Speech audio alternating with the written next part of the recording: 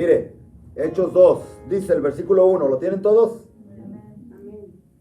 Cuando llegó el día de Pentecostés, estaban todos unánimes juntos. Estaban todos juntos, pero ¿cómo? Unánimes. ¿Qué quiere decir eso de unánimes? En unidad. Podemos estar juntos en un lugar, pero no estar unidos. Y el requisito, ¿cuántos de aquí quieren que, porque si esto va, si el Señor nos va a seguir bendiciendo, según las profecías y las palabras que hemos recibido de Él, hermanos, tenemos que recibir la llenura del Espíritu Santo. No hay otra opción. ¿Ok? Necesitamos el Espíritu Santo. No, que ya lo tengo, pastor. Pues si eres salvo, ya lo tienes. Pero una cosa es que tú tengas al Espíritu Santo y otra cosa es que el Espíritu Santo te tenga a ti. Hay muchos que tienen el Espíritu Santo, pero el Espíritu Santo no te tiene a ti. Y eso es lo que está a punto de suceder aquí. Pero el primer requisito para que el Espíritu de Dios se derrame o caiga sobre una congregación es que haya unidad entre los hermanos. Y podemos estar todos juntos aquí, pero al mismo tiempo no estar en unidad. Unos hablando de otros, mordiéndose, diciendo, qué feo es eso, ¿no? Que muchas veces allá, no muchas veces, ustedes saben que, y se los voy a decir para vergüenza de la iglesia, ustedes saben que entre los demonios no hay división. Están bien unidos. Jesucristo lo dijo, que entre los demonios hay unidad, y es por eso que hacen lo que hacen. Es por eso que destruyen tantas vidas. Es por eso que separan tantos matrimonios, destruyen tantos hogares, destruyen la salud, llevan a la muerte a tantas personas, y tienen tanto éxito porque hay unidad. Por eso yo le pido a Dios que aquí nos unamos, hermanos. Vamos a unirnos en el nombre de Jesús. No va a haber paredes que no podamos brincar. No va a haber océanos que no podamos cruzar. No va a haber desiertos que no podamos superar si estamos unidos. No va a haber diablo ni demonios que nos puedan vencer. Pero para ello tenemos que estar unidos. La unidad se necesita. En los matrimonios se necesita la unidad.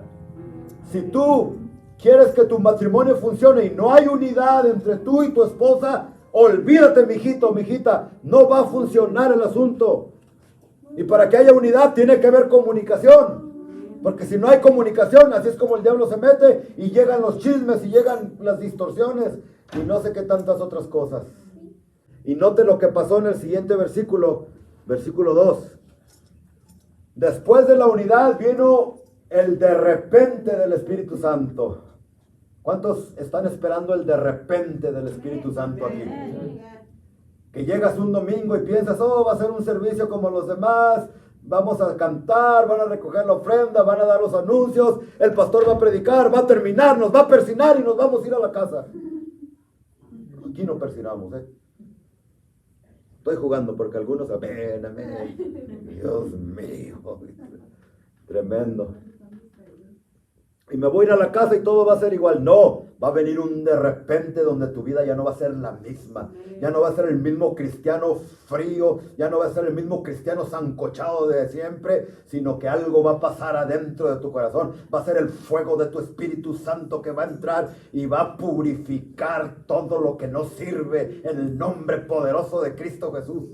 Todo el cochinero que tienes y que tengo adentro, lo único que lo puede quemar y deshacer es el fuego del Espíritu Santo de Dios. Es lo único que nos puede purificar.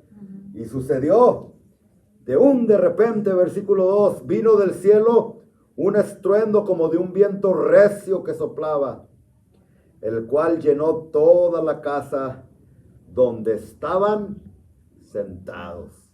Aproximadamente llevaban 10 días orando, pidiendo la llenura del Espíritu Santo. Más o menos 10 días llevaban, y es por eso que los encuentra sentados. Yo pienso que comenzaron en el primer día hincados, ¿verdad? Pero como pasó las horas y pasaron los días, y pues se tuvieron que sentar, porque ya estaban cansados. Mira, no importa la posición cuando tú buscas la presencia de Dios. Lo que importa es tu corazón, lo de adentro. Claro que es mejor hincarse, ¿no? Pero si por alguna razón no te puedes hincar, puedes orar acostado, puedes orar parado, puedes orar sentado, como sea. Pero si tu corazón es sincero delante de la presencia de Dios, Él te va a escuchar. Y a ellos los escuchó sentados. Estaban sentados y mientras estaban sentados que viene como dice aquí, un estruendo como un viento recio que soplaba, el cual llenó toda la casa donde estaban sentados. Y se les aparecieron lenguas repartidas como de fuego, asentándose sobre cada uno de ellos. ¿Qué se les aparecieron? Lenguas. Dios les dio un idioma espiritual. Usted sabía que hay muchas personas que no entienden esto. Dicen, no, porque yo voy a la iglesia y hay personas que empiezan a hablar. ¿Cuántos han escuchado aquí que hermanos de la iglesia o pastores o personas que están en la iglesia comienzan a hablar en una lengua extraña? Que no se entiende. A ver, levanten la mano los que han escuchado de las lenguas. Bueno, los que no, tengo que explicarlo, no se me asuste. Si eso llega a suceder aquí o en cualquier otro lugar donde vas, no es el diablo, no son los demonios, es el Espíritu Santo que le ha dado un nuevo idioma a esa persona. Versículo 6. Y hecho este estruendo, se juntó la multitud y estaban confusos, porque cada uno les oía hablar en su propio idioma o en su propia lengua. Y estaban todos atónitos. Eso quiere decir con la boca abierta. Oh, mira lo que está sucediendo. Mira aquellos cómo están hablando. Un perfecto inglés, un perfecto español, un perfecto chino. Estaban maravillados diciendo, mirad, ¿no son galileos todos estos que hablan? Como diciendo, ¿no son mexicanos todos estos que hablan inglés perfecto? Algo así. ¿Cómo pues? Versículo 8. Les oímos nosotros hablar cada uno en nuestro idioma en el que hemos nacido. Cuando el idioma que Dios te da y tú lo comienzas a hablar, ¿cómo saber si es de Dios? Tú vas a sentirlo en tu corazón. Pero también es que esas personas van a glorificar y hablar maravillas de Dios. Y cuando es del diablo, porque el diablo es un imitador barato, ¿sí sabía usted? Y él imita todo lo de Dios. Dios es trino, o sea, un solo Dios, Padre, Hijo y Espíritu Santo. Y el diablo, lo mismo. En la gran tribulación, una imitación barata va a estar ¿quién? El diablo, el anticristo y el falso profeta. Dice la Biblia que Jesucristo en su segunda venida va a venir en un caballo blanco. Y detrás de él, nosotros, su iglesia, en caballos también. Qué precioso, ¿no? Es lo que dice la Biblia. Que primero Jesús va a venir en el rapto de la iglesia a llevarnos al cielo. Y después de 7 años va a regresar en un caballo blanco. Y todos los que estemos con él, ¿a cuánto les gustan los caballos aquí? Bueno, pues Jair, si a ti te gustan los caballos y le eres fiel a Dios, déjame profetizarte algo. En el día glorioso de la segunda venida de nuestro Señor Jesucristo, Él va a llegar en su caballo blanco y detrás de Él, ahí vas a venir tú también, juntamente con Chochis y conmigo, aunque no sé raitear caballos. Caballos voladores. Bueno, el diablo es un imitador porque dice la Biblia que Cristo va a venir en un caballo blanco y dice que el anticristo va a aparecer en un caballo blanco también, el charlatán. Qué tremendo, ¿no? Y así él imita los milagros. Tú sabías que Dios hace milagros, ¿no? Dios puede sanar a los enfermos. Dios puede hacer maravillas tremendas. Pero tú sabías que el diablo también hace milagros. Milagros para engañar a la gente. Es un imitador barato, ¿verdad? Y bueno, también imita las lenguas. Una vez hace muchos años yo estaba tendría yo unos 12 años, háganle todos.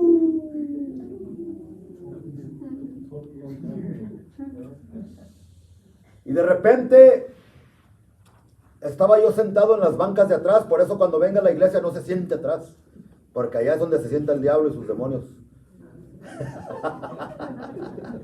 Siéntese más adelante, acá está Cristo. Y estaba atrás y llegó una muchacha no muy bonita, una muchacha feíta. Dicen que no hay quinceañera fea, pero esta muchacha no estaba tan bonita. Se sentó a un lado de mí.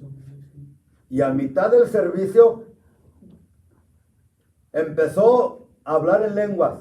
Y aunque yo no era un experto en aquellos tiempos, supe luego que no eran lenguas de Dios, sino que era una imitación del diablo. Porque cuando comenzó a hablar en lenguas, la piel se me hizo chinita, así dicen, ¿verdad? Y sentí en mi espíritu que se estremeció, como usted. ¿Cuántos de ustedes se les han erizado los cabellitos o los vellitos cuando por ahí se pasan por un demonio? La otra vez mi esposa y yo fuimos a Los Ángeles y andaba una señora que casi escupió, ¿verdad? A otra hermana que iba con nosotros, ¿verdad? Y cuando hizo eso sentimos nosotros. Pues ahí estaba esta muchacha y de repente me dijo, y yo dije, esas no son lenguas del Espíritu Santo. Esas son lenguas del diablo. Y de repente empieza, después de hablar lenguas, empieza, ¡au! Y yo estaba acá a un ladito y digo, ay. No se crean, no hice eso.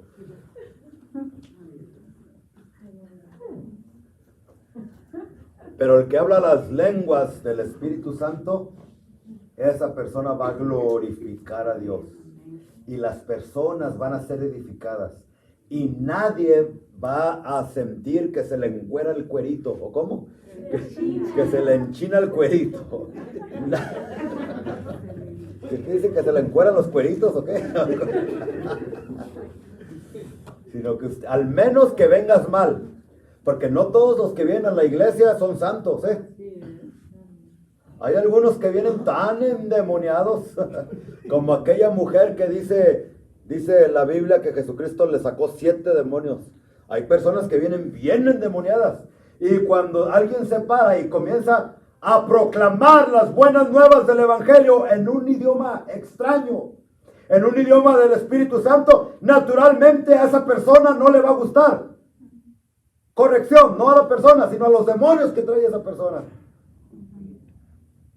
Sí, pero las lenguas es una herramienta poderosa que Dios le ha dado a la iglesia y que es necesario usar en orden, como dice la Biblia.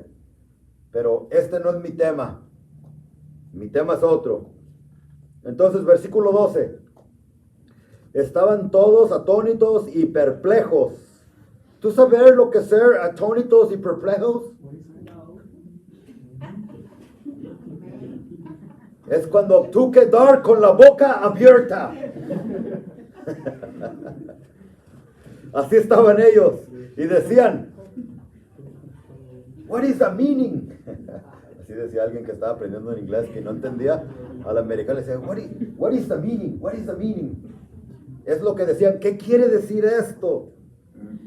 Mas otros, versículo 13, mas unos burlándose decían, estos están borrachos.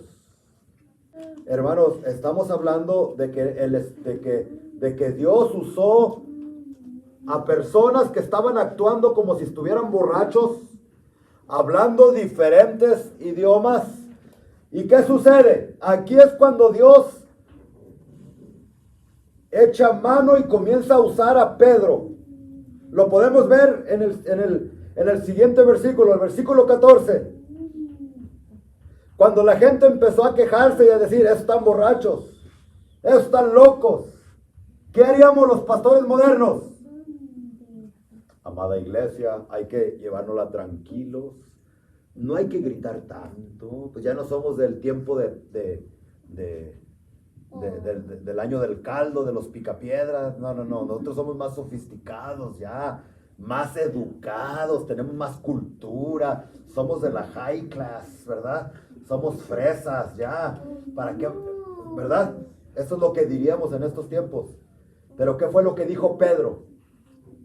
En lugar de decirles, hey hermanos, ya no anden actuando como borrachos, cálmense, ya no anden haciendo tanta tontería, porque ¿qué van a pensar de nosotros? Fíjese lo que les dice Pedro. Por eso le digo que Dios lo usó, dice, entonces Pedro, poniéndose en pie con los 11, alzó la voz y les explicó lo que estaba sucediendo. Cuando el Espíritu Santo venga y ustedes, Noé, tú comiences a brincar y a hablar en lenguas y Imelda, tú comiences a danzar en el poder del Espíritu Santo y que el Espíritu comience a hacer con nosotros como Él quiera. Cuando eso suceda, lo que tenemos que hacer nosotros, en lugar de parar el mover del Espíritu Santo, es explicarle a la gente lo que está sucediendo. Y Pedro les explica, les dice, oigan varones, oíd mis palabras, versículo 15, les dice, porque estos no están borrachos, pues son cristianos. En pocas palabras, porque los cristianos no se emborrachan, ¿verdad? Les dice Pedro, estos no están borrachos. Mas esto, lo que está sucediendo, versículo 16, fue una profecía de Joel. Y ya les dice, en los últimos días, versículo 17, dice Dios, derramaré de mi espíritu sobre toda carne, y vuestros hijos y vuestras hijas profetizarán, vuestros jóvenes verán visiones, y vuestros ancianos soñarán sueños. Vuestros jóvenes verán visiones. ¿Cuántos han dicho, no, los jóvenes de este tiempo se van a perder? Se van a perder mangos. No se van a perder porque ustedes, papás, van a estar orando por sus hijos, ¿verdad? Pero en segundo lugar, nuestros jóvenes no se van a perder porque aquí estamos leyendo una profecía de que en los últimos días, ¿y cuántos saben que estamos viviendo en los últimos días? Aquí cuando Pedro dijo que vivía en los últimos días, 2000 años atrás, era el comienzo de los últimos días. Y ahorita estamos al final de los últimos días.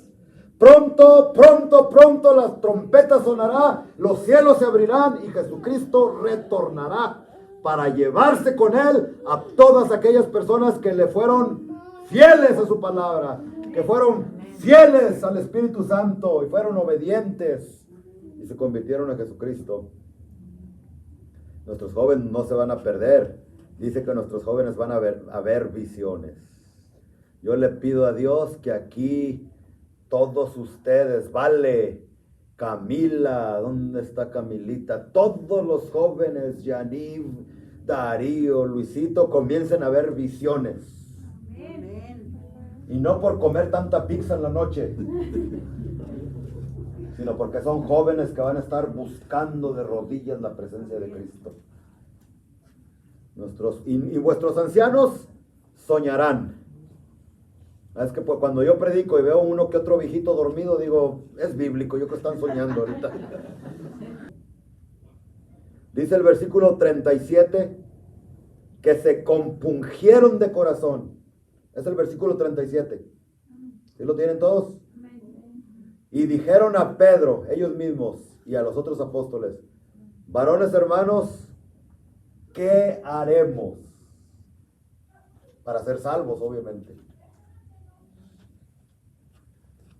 Es mi oración que cuando yo termine de predicar, ustedes mismos me pregunten, Pastor Rubén, ¿qué debo de hacer para restaurar mi vida? Estoy cansado de vivir ya como vivo. Mire cómo me trae el diablo. ¿Qué debo de hacer? Eso es lo que pasaba con esas predicaciones ungidas de aquellos tiempos. Hoy en día no, se acaba la predicación y ya acabe, pastor. Tanto gritería y ya va como una hora hablando y yo tengo hambre y me quiero ir a los tacos. Con Pedro no. No dice cuánto duró el sermón, pero estoy bien seguro que duró más de una hora. Lo sé porque dice que una vez Pablo predicó todo el santo día y un muchacho se le durmió y se le cayó y se le mató. ¿Sí se recuerdan? Dice que ya llevaba tanto predicando Pablo y quién sabe, no creo que haya estado aburrido el mensaje. Lo que pienso es que ya era tanto tiempo que se durmió, estaba escuchando de un segundo piso ay, se me escapa el nombre, se cayó y se murió el muchacho. Pero como Pablo estaba bien ungido, va y ora por él y lo levanta de entre los muertos. Aquí si alguno de ustedes se me duerme y se me matan, quizás no lo pueda levantar de entre los muertos yo. Es que no se duerman. ¿Qué haremos? Le preguntan a Pedro después de hacer su predicación. Y es mi oración que en mis predicaciones no digan, la gente no diga, ay, qué bonito predicó el pastor. A mí qué me importa si predico bonito o no predico. A mí lo que me importa es que la palabra llegue a lo profundo de los corazones. Porque hay gente que está sufriendo en estos momentos, hermanos, allá afuera. Gente que no necesita venir a escuchar una predicación bonita, sino que necesita venir a escuchar palabra de Dios. Porque lo único que puede cambiar y transformar la vida del pecador es el poder del Evangelio de Jesucristo. No lo que yo pienso, no mi filosofía, no lo que yo creo, sino lo que la palabra de Dios dice. Por eso, bienaventurado el predicador que ha entendido esta verdad y cuando se para detrás de un púlpito, no predica sus propias verdades, sino que predica el Evangelio de la palabra. Romanos 1:16 dice que el Evangelio es poder de Dios para salvación. De tantas personas que necesitan la salvación de Dios. Amén. Entonces por eso yo le pido a Dios que la gente no diga, ay, qué bonito predicó el pastor, ay, qué me importa si. A mí lo que me importa es que ustedes me digan, pastor, ¿qué puedo hacer para restaurar mi matrimonio? ¿Qué puedo hacer para restaurar mi vida?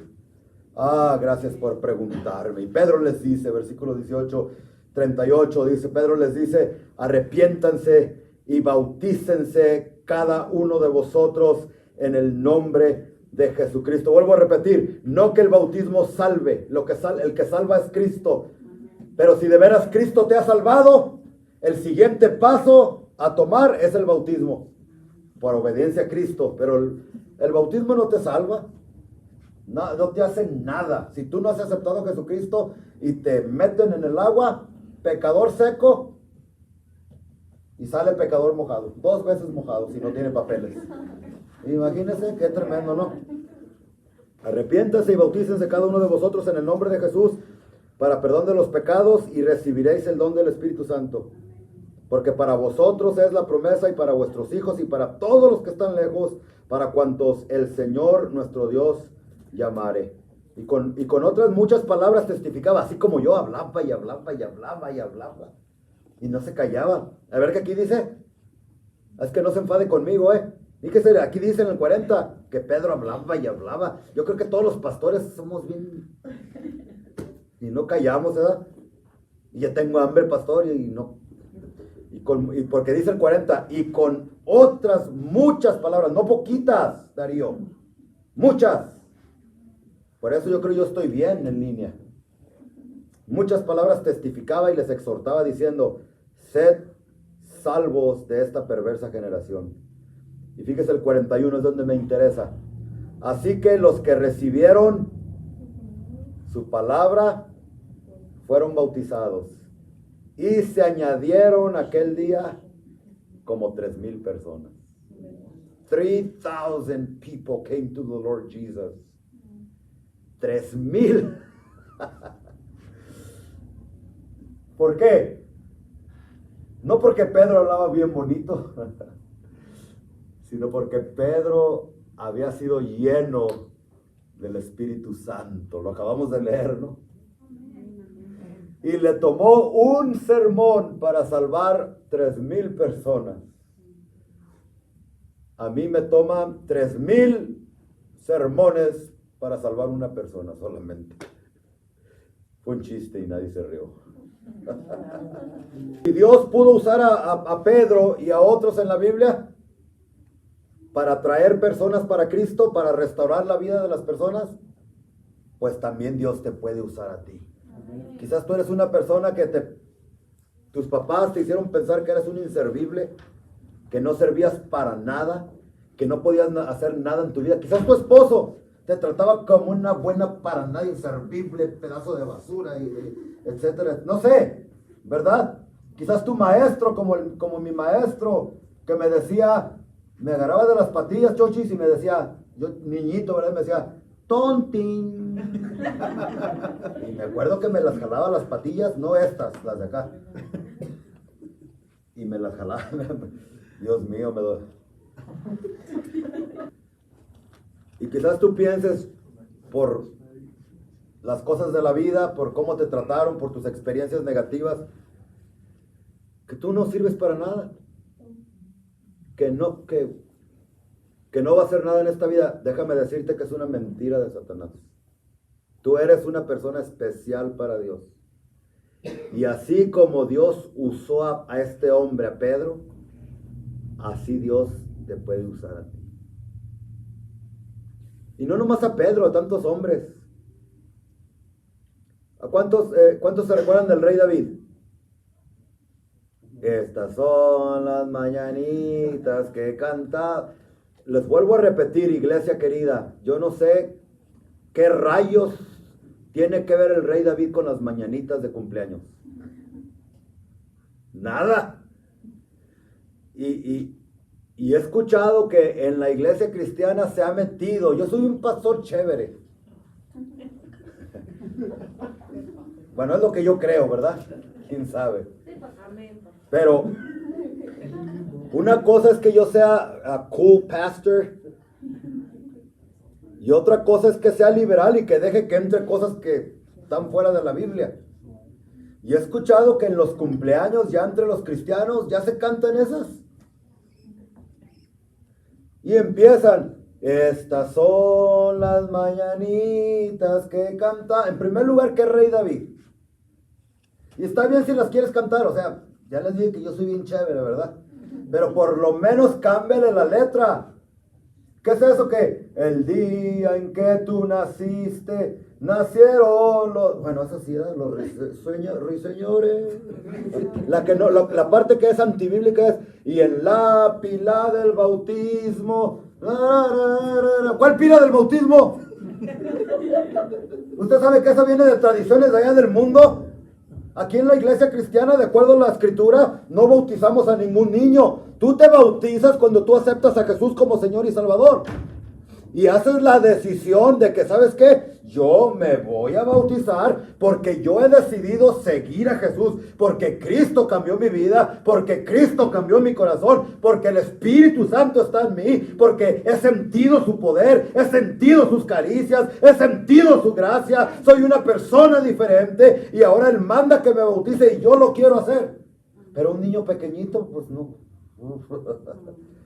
Según la Biblia, los niños los traemos al altar para presentarlos delante de Dios. Y eso, el ejemplo fue Jesucristo. Cuando Él tenía 8 días de nacido, sus papás, que eran, ayúdenme, los papás de Jesús eran José y María, lo trajeron al templo y allí dice la palabra de Dios que lo abrazaron y lo presentaron delante de Dios para que su propósito por el cual Él nació en este mundo se cumpliese en la tierra. ¿Y cuál fue el propósito de la venida de Jesucristo? Morir en la cruz por los pecados. No era un propósito fácil, pero lo hizo. Y si tú amas a tu hijo, a tu hija, lo traes ante el altar para que lo presentemos delante de Dios, pedirle al Señor que todos los propósitos de Dios se cumplan en tu niño, se cumplan en tu niña. ¿Me está entendiendo? Entonces cuando tú estás cantando una cosa que es antibíblica, pues ya no va. Como que el día... Bueno, ya me entendieron, ¿verdad? David fue un adúltero. Se metió con una mujer llamada Betsabé, que no era su esposa. Dice que él se levantó tarde de su castillo, ¿sí es castillo? De su palacio, perdón, y salió a la terraza y allí estaba ahí y que ve a lo lejos una muchachona bañándose. ¿Cómo dijiste la otra vez, Janito? Encuerada, ¿cómo dijiste? Empelotada. Y como él era el rey, la mandó llamar y se metió. ¿Y sabe quién era esa Betsabé? Era la esposa de uno de sus soldados, de un soldado que era de los más fieles del rey David. Y después como hizo lo que hizo, usted se imagina lo que hizo con esa mujer, ¿verdad? Dice que salió embarazada, salió con la panzota. Y va, David salió embarazada, ¿qué hay que hacer? Y a que no sabe lo que hizo David. Mandó matar al esposo de Betsabé.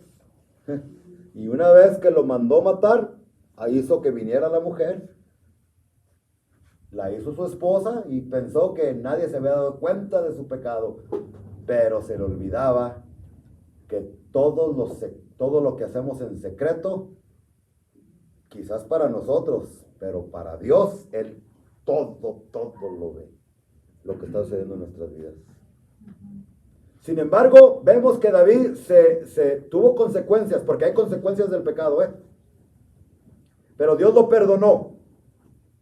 Dios perdonó su adulterio, Dios perdonó su homicidio, Dios perdonó su pecado. ¿Por qué? Porque se humilló delante de tu presencia. Yo no sé cuál ha sido tu pecado. Quizás ha sido como el de David, quizás ha sido de adulterio, quizás ha sido un pecado peor que ese. Si tú vienes y te humillas delante de la presencia de Dios, Dios te ama tanto que Él está dispuesto a perdonar todos tus pecados. Amén.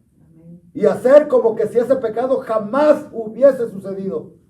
Pero no solamente perdonarte, sino usarte también, porque dice la Biblia que Dios perdonó a David, aunque las consecuencias de su pecado ahí quedaron. Ahorita no hay tiempo para explicar. Dios te perdona, pero a veces hay consecuencias. Y ahí quedaron las consecuencias, pero Dios lo usó grandemente. Y hasta la fecha, no sé por qué rayos lo tienen en las mañanitas, pero fíjense cómo Dios lo usó al rey David. Y lo mismo de Pedro. Pedro era un arrebatado. En una ocasión dice la Biblia que agarró un machete, chochis. Y agarró y le voló una oreja a un soldado. Imagínate ese Pedrito. Era enojón Pedro. Era violento Pedro. Era hablador Pedro. Además que Pedro es famoso ¿por qué? Porque negó a Jesucristo 3 veces antes de que cantara el gallo. ¿Cuántos no saben esta historia? No, Señor, yo nunca me voy a escandalizar de ti. Yo nunca te voy a negar. Más pronto cae un hablador que un cojo, ¿sí o no? Ese era el Pedrito, pero una vez que se convierte, que se arrepiente, Cristo lo perdonó. Y aquí lo vemos, después de haber cometido su pecado, después de haber cometido esos errores, cómo Dios lo usa poderosamente. No solamente lo perdonó, sino que lo usó para ganar miles y miles de personas para Cristo. Y las buenas noticias del Evangelio, cierro mi Biblia y cierro todo, es que no importa cuál haya sido tu pasado, ya no andes pensando tanto en el pasado. El pasado quedó atrás. Los errores que cometiste quedaron atrás. Si te arrepentiste, quedaron sepultados bajo la sangre de Jesucristo. Tú no tienes ningún negocio estar mirando hacia atrás. Los cristianos tenemos que estar mirando hacia adelante. No tienes ningún terreno que conquistar atrás, pero sí tienes todo el terreno del mundo para conquistar adelante de ti, no atrás de ti. ¿Sí? Entonces no importa cuál sea tu pasado, quizás tú, no sé, quizás tú violaste a un niño o una niña. Quizás tú golpeaste a tu esposa. Quizás tú cometiste adulterio. Quizás tú cometiste de los peores pecados que te podamos describir. Las buenas nuevas del Evangelio es que si tú vienes a Cristo con un corazón arrepentido, Él no solamente te perdona, sino que toma esos pedazos de tu corazón que quedaron destrozados por tus errores y por tus malas decisiones, los vuelve a formar, te vuelve a formar como el artesano al barro, y después de formarte, te comienza a usar para gloria y honra de su nombre. Y hay algunos que se les acaba el mundo porque se divorciaron. ¿Sabes qué? Si ese fue tu caso, si ese es tu caso, Mejor permite que esa situación te ayude para ministrar a personas que estén pasando por divorcios. Si fuiste violado sexualmente, en lugar de permitir que eso traiga odio y rencor a tu corazón, permite que esa experiencia Dios la pueda usar en tus manos para que tú puedas ministrar a mujeres y hombres que han pasado por ese trauma sexual horrible. No permitas que tu pasado te apachurre, sino al contrario, que tu pasado pueda ser un instrumento que Dios pueda usar para que su nombre sea glorificado y para que miles y miles de personas escuchen el evangelio de tus labios y de tu ejemplo y vengan al conocimiento de nuestro Señor Jesucristo. Si Dios usó a Pedro, si Dios me usa a mí, míreme a mí esta cosa. Que Dios no te pueda usar a ti. Te quiere usar y te quiere perdonar, porque Dios es bueno. Nunca me cansaré de predicar esa verdad. Que Dios te ama. Cuánto Dios te ama. Así como cuando tú ves a tu bebito y dices, qué bonito mi bebito. Así Dios te mira, aún con tus pecados.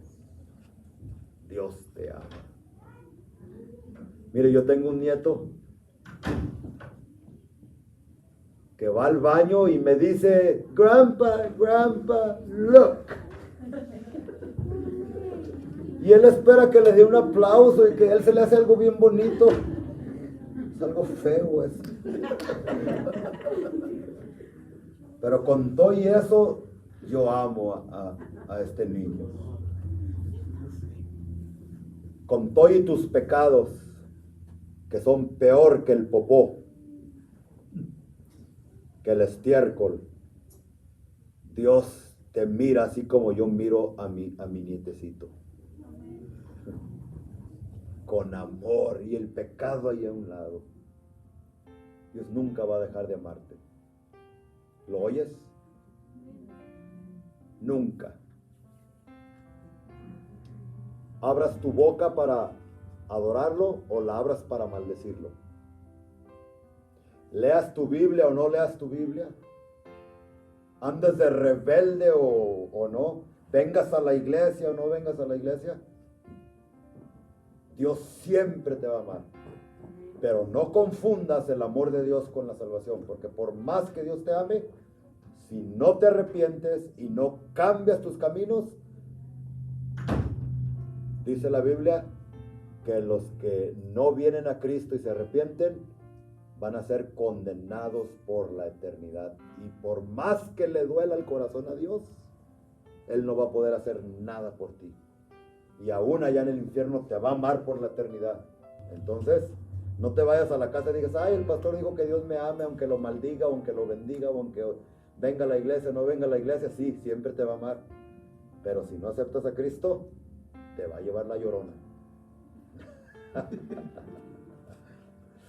Así es que, mis amados hermanos, si alguno de ustedes no se ha puesto a cuentas con Dios, este es tu día.